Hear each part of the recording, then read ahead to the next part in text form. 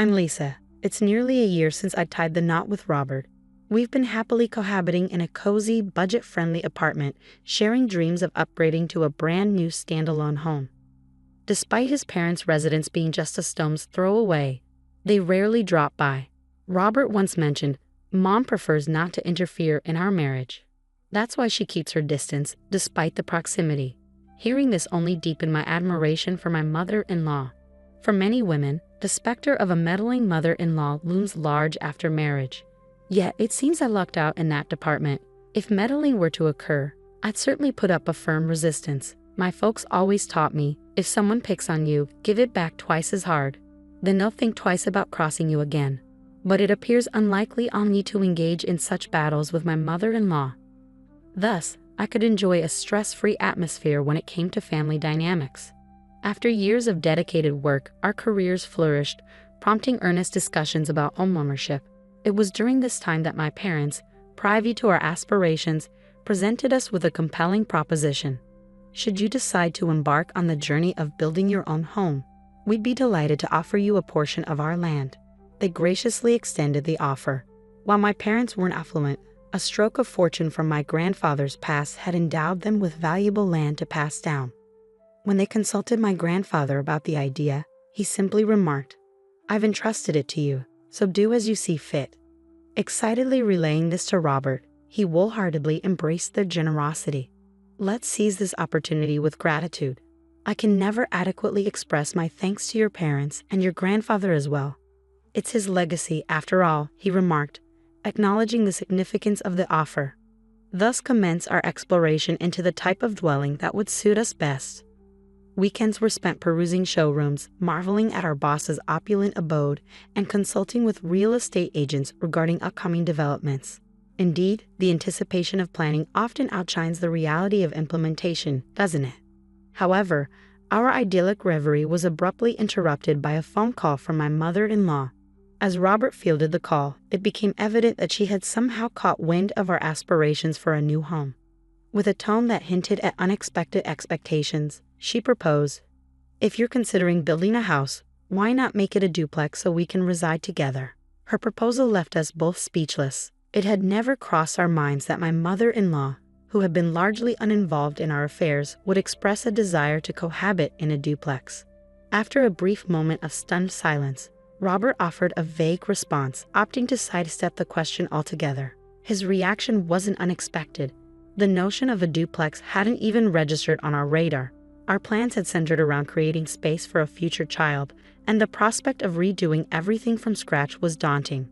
Yet, outright rejection of the idea risked straining our relationship with my mother-in-law.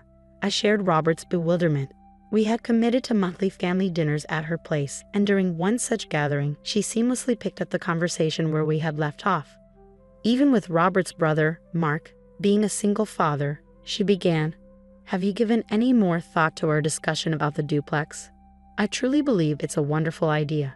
What are your thoughts? We're more than willing to pitch in financially, and selling our current place should fetch a decent sum. Plus, with kids on the horizon, wouldn't it be beneficial to have us right next door for any emergencies? It's all advantages, isn't it?" With unwavering enthusiasm, she'd embarked on a rapid-fire enumeration of the benefits of a duplex. Despite my attempts to interject, she persisted. Admittedly, her points held merit. While the prospect of assistance during the arrival of a baby and the financial offer were enticing, I held firm in my belief that my husband and I were capable of handling any challenges that arose on our own. Trusting in the support of my own parents seemed preferable to inviting potential conflict by relying too heavily on hers. As she observed my contemplative expression, she pressed on, "Is it really so dreadful to live with us? I had hoped you didn't harbor any ill feelings towards us." But perhaps I misjudged. Her tone seemed to hint at disappointment, prompting me to feign obliviousness as I hastily departed her home. Despite my evasion, she persisted in bombarding my husband daily with the same plea, leaving me feeling increasingly stressed by the relentless pressure. "What's your take on this, Robert?" I asked, grappling with conflicting emotions. The idea of living together isn't entirely unfavorable. Having our parents close by could provide a sense of security. However, I'm hesitant to sacrifice our privacy and independence. After considerable deliberation, we reached a decision to politely decline my mother-in-law's proposition. Preserving our alone time took precedence in our minds. We resolved to convey our decision with clarity, hopeful that my mother-in-law would comprehend our perspective. As we made our way to my mother-in-law's house for our monthly family dinner, we braced ourselves to share our decision with her. However, before we could articulate our thoughts, she interjected, "Oh, regarding the duplex, we've already started making arrangements." Stunned, we exchanged puzzled glances. "What?" I managed to utter, only to be interrupted once more. "And to top it off, Mark will be moving in too. You know, being a single dad is tough. Let's lend him a hand with the child. Besides, gaining some experience with children will be beneficial when you start your own family. Don't you agree? You should definitely consider it." Her unexpected announcement left us dumbfounded, and we found ourselves so taken aback that we completely lost track of our original purpose for visiting. In the face of our silence, my mother-in-law interpreted it as agreement and proceeded with the construction of the duplex, consulting my father-in-law and brother-in-law along the way. Despite our attempts to express our dissent, our concerns were repeatedly brushed aside with dismissive remarks like, "We're busy at the moment, let's discuss this later." As the plans for the duplex gained momentum, the financial burden fell on our in-laws, relieving us of a significant expense. However, the realization dawned that not only would we be sharing a residence with our in-laws, but also with my single father brother-in-law, necessitating our involvement in caring for his child. The weight of the situation bore down heavily on me, and my husband's resignation only added to my despair. "We're powerless to stop it now. Let's just accept it," he conceded, his defeatist attitude echoing my own feelings of futility. Reluctantly, we pressed forward, finalizing the blueprint and deliberating over interior details like tiles and flooring. Typically, at this juncture, we should have secured the necessary funds. However, the promised financial assistance from my in-laws was conspicuously absent. Frustrated, my husband reached out to his mother, only to be met with a request for immediate financial aid in lieu of the promised funds. "Could you cover it for me? I'll repay you within a month," she pleaded. "Fine," he acquiesced. Though the funds were unavailable at present, the project forged ahead, rendering any attempt to halt it futile at this stage. Robert and I were barely scraping by to cover the expenses ourselves, but resorting to such measures seemed unnecessary. The selfish behavior of my in-laws ignited fury within both of us. "You talk about covering the cost as if it's pocket change," Robert erupted at his mother. "Oh, come on," she retorted. "She'll pay it back in a month.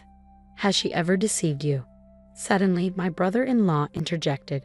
Taken aback by his interference, Robert reluctantly agreed to wait for a month for the payment and began eagerly anticipating his mother's transfer. Feeling conflicted, I decided to seek counsel from my parents about the situation. The following day, I sought solace and guidance at my parents' home, grappling with the dilemma and hoping for a way to put the plans on hold. Expressing our predicament, I questioned whether we could postpone the project. In response, my parents offered a reassuring solution. "We had always intended to give you that land, and if they're committed to paying later, we'll cover the expenses," they assured me. Overwhelmed with gratitude, I sought confirmation. "Truly? Are you certain?" "Absolutely, dear. Your happiness means the world to us. Don't sacrifice your dream home for the sake of your future children. Let's not allow this multifamily arrangement to come to fruition," they affirmed, their words comforting me deeply. Touched by their unwavering support, tears welled up in my eyes. My mom, with a mischievous grin, chimed in, "Besides, if they're always around, it'll make it difficult for me to visit, won't it? And I intend to spoil all the grandkids myself." With my mother's assistance, construction progressed smoothly, and at long last, our dream home stood complete. However, a month passed without any financial contribution from my in-laws. To our surprise, they began moving their belongings in ahead of us. A peculiar situation indeed for a supposed duplex. Where was our designated space? Since the funds for a duplex were never transferred, we hadn't constructed one. Consequently, there was no room reserved for them, yet they began occupying the area we had earmarked for our future children. To compound matters, my mother-in-law proceeded to host a housewarming event, inviting her friends under the pretense of showcasing our dream duplex. It's a cozy space, albeit compact, but the garden is delightful. We're even planning to cultivate a vegetable patch. When the harvest comes in, I'll share some with you, she boasted, as though they had contributed financially to the project. Oblivious to the truth, her friends admired the house before departing. After their move-in and a period of settling, 2 months elapsed with no payment from my in-laws. Despite Robert's confrontations, their response remained the same. Soon, very soon. This pattern persisted for 3 months, then half a year, without any change. To exacerbate matters, my mother-in-law abruptly declared, "We've decided against selling our house. Instead, Mark and his children will reside there," making it clear she had no intention of honoring their financial commitment. Yet, I wasn't taken aback. My husband and I had previously speculated that she had no intention of paying us. Then came her audacious request. "I've noticed the house feels a bit crowded with you two living here. Would you mind vacating? I occasionally have friends who want to stay over, and I'd like the flexibility to use the space as I please. Doesn't that sound reasonable?" In response, Robert's tone grew firm as he asserted, "That wasn't the agreement. Why should we have to leave our own home? Both of you are employed and rarely at home. Besides, since you don't have children, it shouldn't pose an issue. Moreover, Lisa's family is affluent, right? Surely you can afford to build a new house." I was left speechless by my mother-in-law's brazen remarks, and my husband shared my disbelief. "You haven't fulfilled any of your financial commitments as promised. Did you ever intend to?" he challenged. "What choice did I have? I wanted to provide a home for my son, a single father, and his precious children," she retorted, growing increasingly agitated. Realizing the futility of the situation, we retreated to our bedroom that night to discuss our options. If this continues, my mother and her family will undoubtedly attempt to evict us and take over the house, I voiced my fears. "Sadly, I think you're right," my husband concurred, his frustration evident. The following days brought a barrage of verbal attacks from my mother-in-law, accompanied by relentless harassment. "If you want to avoid being bullied as a daughter-in-law, you better leave promptly. This is what they call mother-in-law versus daughter-in-law drama," she taunted. Confronted with the reality of our predicament, I regretted underestimating the situation. However, determined not to be a passive victim, I resolved to take action. A month later, after strategizing with my husband, parents, and grandfather, we devised a plan. We made the decision to vacate the house in order to execute our plan. With resolve, my husband informed my mother-in-law, "We're moving out. You'll have the freedom to entertain your friends as you wish. It'll make you happier that way." Her face lit up with delight at the news. We opted to relocate to a newly constructed apartment that had caught our eye, returning to the realm of renting. "It's reminiscent of our early days as newlyweds," my husband remarked, reflecting on the peaceful life we once enjoyed in a similar setting.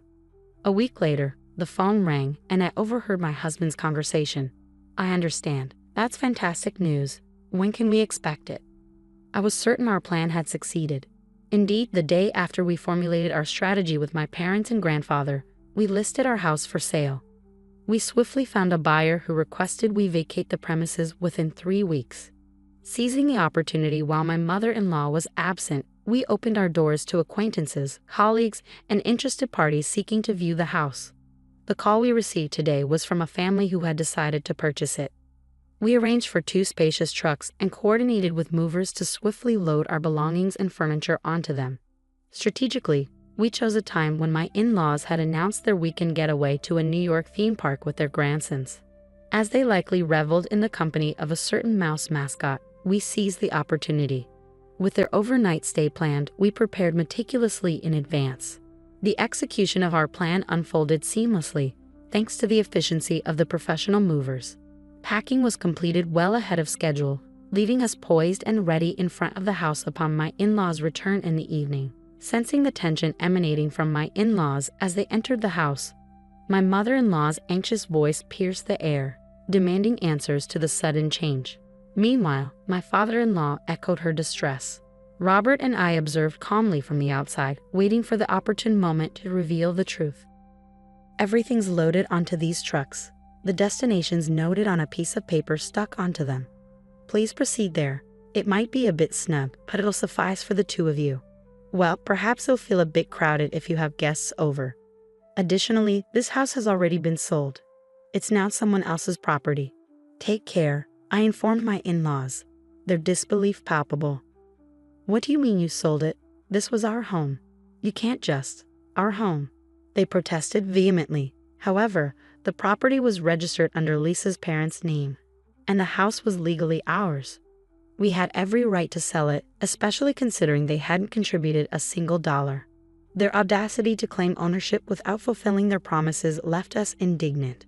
In the face of their stunned silence, Robert delivered a final decree before our departure. We've managed things thus far, but unloading is your responsibility now. Surely you can handle that much.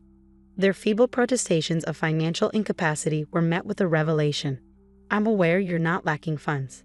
You've been selling Lisa's belongings and pocketing the proceeds, Robert declared, exposing their deceit. Their expressions shifted from shock to shame as the truth sank in. How did you find out? They stammered. Does it matter? Robert dismissed. Furthermore, you needn't repay us. Consider it severance pay. Spend it as you wish. And with that, we'll be on our way. I doubt our paths will cross again, Robert declared, severing ties with his parents. Taking my hand, we swiftly departed for home. Upon our return, we phoned our parents and grandparents to share the successful outcome of our plan, bringing them immense joy. Furthermore, my grandfather, aware of our impending move to an apartment, revealed, I still have some land remaining. I'll gift it to you as well. I'll even cover half the expenses for building a new house. Encouraged by his generosity, we embraced the opportunity and embarked on constructing our new home. 6 months later, we fulfilled our dream of constructing a beautiful single-family home. Nestled a bit away from the bustling city center, we enjoy the crisp air and the warm hospitality of our neighbors. Our hearts brim with contentment. As for my in-laws, their whereabouts remain a mystery. It appears they reached out to my parents seeking financial assistance. Additionally, they approached their son, who is set to remarry next year, hoping to live with him, only to be met with a firm refusal due to his future wife's plans. When my parents were approached, they firmly declined any involvement with our family matters, setting clear boundaries. Robert expressed his regrets to my parents for his parents' actions, but they reassured him, saying, "From now on, we're your true parents. Lean on us as much as you need, my son." Anticipating potential future challenges, my parents advised us to install a home security system for added peace of mind. We find solace in knowing that my parents are prepared to refuse entry to his parents should they attempt to visit. Additionally, we've welcomed a guard dog, a small, adorable puppy, into our yard. Their mere presence should deter any potential intruders. With these precautions in place, we can finally bid farewell to any interference from his parents. This marks the start of a fresh chapter for us. In the coming years, we envision building a joyful family, complete with children. We're determined to protect our happiness at all costs. It's a vow we've made to each other, one we intend to keep.